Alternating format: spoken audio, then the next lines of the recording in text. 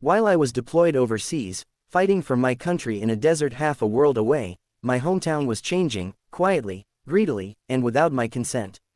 I didn't know it yet, but the land I'd inherited from my father, the same 42 acres of rolling pasture that I'd grown up on, was being swallowed up piece by an HOA that thought they could outsmart the man who once built the dam that powered the whole valley.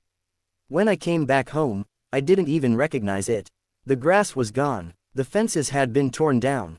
In their place, cookie-cutter homes lined up like soldiers, each painted beige, with plastic mailboxes and SUVs in driveways. The sign at the entrance said, "Whispering Pines Estates, a proud HOA community." I pulled my truck over, blinked twice, and thought I was in the wrong place. But no, the little creek that ran beside the old oak tree was still there. The same one my dad and I used to fish in when I was 10. Only now, it was fenced off, with a sign that read, "Private property, HOA members only." My land, my father's legacy. Now, private property, for someone else's HOA. At first, I thought it was a mistake, some kind of zoning error. So I drove to the county recorder's office the next morning with a thick folder of my father's deeds and maps. The clerk looked uncomfortable the second I mentioned Whispering Pines Estates. She called her supervisor. Then the supervisor called someone else. An hour later, I was sitting across from a smirking man in a navy blue suit with slicked back hair. His nameplate read, HOA President, Carl Benson. He didn't shake my hand. Didn't even offer a seat. He just folded his arms and said, "If this is about the Whispering Pines subdivision, I suggest you speak to our legal department. We've already acquired the land fair and square." I dropped my folder on his desk. "That's my land, Carl. My family's land. There's no record of any sale." He smiled, slow and smug. "There was a lien placed during your deployment. Back taxes, zoning violations, unpaid levies. The county auctioned it off last year. We bought it, legally." My blood ran cold. I knew that was a lie. I'd set my bills to autopay before deployment. My property taxes were always up to date. I asked for the auction record. He refused to show it. When I went back to the county clerk, the digital records were mysteriously inaccessible. It didn't take a genius to realize what had happened. The HOA board had bribed someone, maybe a few someones, to forge a lien, bury it, and quietly push the property into public auction. Then they'd built their dream neighborhood, right on top of what used to be mine. They thought I'd be too far away to notice. They were right, until I came home. For weeks, I tried every legal route. I hired a lawyer, but the county records were conveniently lost in a system update. My appeal was dismissed before it even hit the docket. Carl and his cronies were untouchable, or so they thought. That's when I remembered the dam. See, my father and I built it when I was a teenager, an earthen structure on the North Ridge, holding back the spring-fed lake that sat above the property line. It wasn't big enough to flood a town, but big enough to power our old irrigation system and, in the old days, a small water wheel that ran our workshop. When the HOA bought the land, they ignored it. They thought it was just a hill with a pretty view. They had no idea that beneath the wild grass and stones was a 30-foot wall of reinforced clay and concrete, holding back 2 million gallons of water.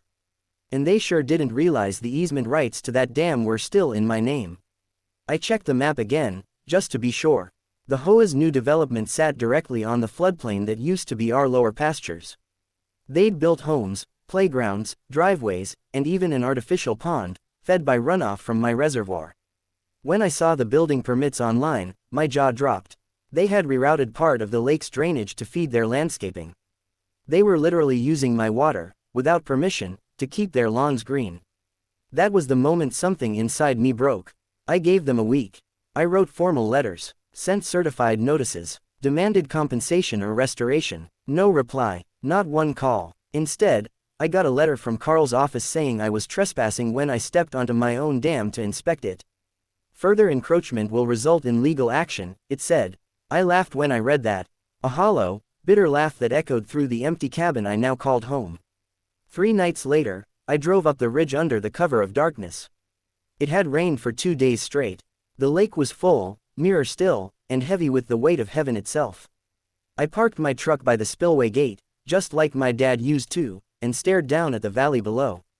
The lights of Whispering Pines glittered in the distance, 35 homes with porch lights glowing, their residents asleep in comfort, never wondering what land lay beneath their feet. I opened my father's old toolbox and pulled out the manual crank key. My hands trembled, but not from guilt.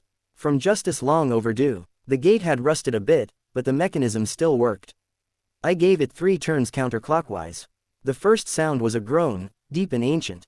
Then a roar. Water surged forward, bursting through the sluice like a monster released from a cage.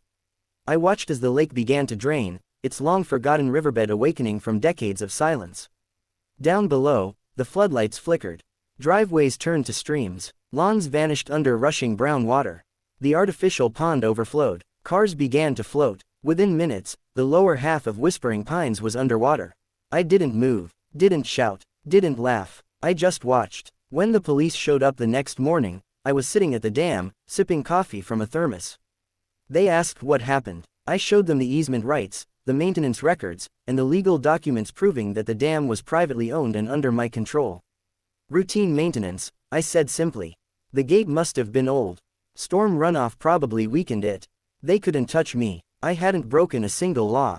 But the HOA, they were finished. 35 homes condemned. Insurance investigations revealed the illegal land acquisition. The missing property records suddenly reappeared in county archives, and guess whose signature was on the forged lien? Carl Benson's. He's facing fraud charges now. The HOA dissolved within months. The land reverted to me, floodplain and all. When the water finally receded, I walked down to what used to be their streets. The asphalt was cracked, driveways torn apart, playgrounds half buried in silt. It looked like the earth itself had taken revenge. I found the HOA sign lying face down in the mud. I picked it up, brushed off the dirt, and leaned it against a dead mailbox. Whispering Pines Estates, I read out loud. Then I smiled. More like drowning pines. These days, the valley's quiet again. I rebuilt the dam stronger this time. The lake's higher now, deeper, reflecting the sky just like it used to when my dad was alive. Some evenings, when the wind's just right, I swear I can still hear his voice beside me, soft, proud, and steady. He always said, "Son, never let anyone take what's yours." And I didn't. I just let nature remind them who really owned the water.